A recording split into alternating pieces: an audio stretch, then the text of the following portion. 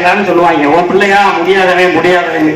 அப்படிப்பட்ட சொன்ன பிள்ளைய அறுவை சிகிச்சை செஞ்சு மறு உயிர் எடுத்து இன்னைக்கு கிட்டத்தட்ட எலுமலையில அந்த சந்தன மாரியம்னு அந்த ஆத்தா முன்னாடி, அதை எங்க பெரியம்மா எங்க அப்பத்தா முன்னாடி எல்லாம் பேசுறதுக்கான ஒரு வாய்ப்பை இன்னைக்கு கொடுத்துருக்குன்னா, இப்பேற்பட்ட ஒரு கழகத்துக்கு இன்னும் கடைக்கோடியில எங்க இருந்தாலும் பேசணும்ன்ற ஒரு நம்பிக்கையும் வைராக்கியம் எனக்கு இருக்கு.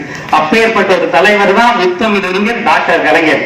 ஏன் அப்படின்னா, ஒரு பாமர வீட்டுல உடம்பு சரியில்லை அப்படின்னா அந்த புள்ள மருத்துவ செலவுக்கு என்ன பண்ணுன்னு தெரியாம இருக்கும்போது கலைஞர் காப்பீட்டு திட்டம், அந்த திட்டத்தின் மூலியமா இருதய அறுவை சிகிச்சை எந்த ஒரு தொகையும் இல்லாம எனக்கு செஞ்சாங்க.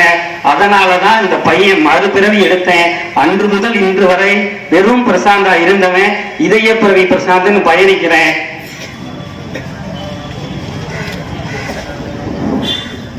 இப்ப பாத்தீங்களா, உடம்பு சரியில்லைன்னு சொல்றேன். ஆனா நம்ம கிளை செயலாளர் ஒருத்தருக்கே உடம்பு சரியில்லை. நம்ம சேர்மன் அவருக்கு 10,000 ரூபாய் நிதி உதவி கொடுக்கிறார். இதாண்டா திமுக.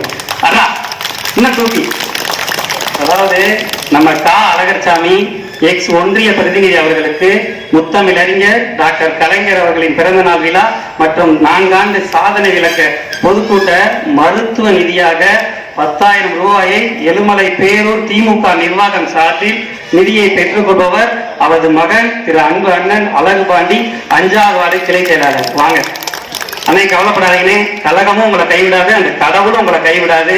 இன்னைக்கு நானும் நிக்கிறேன், அப்பாவுக்கு நல்லபடியான தீர்வு கிடைக்கும். வந்து வாங்கிங்க.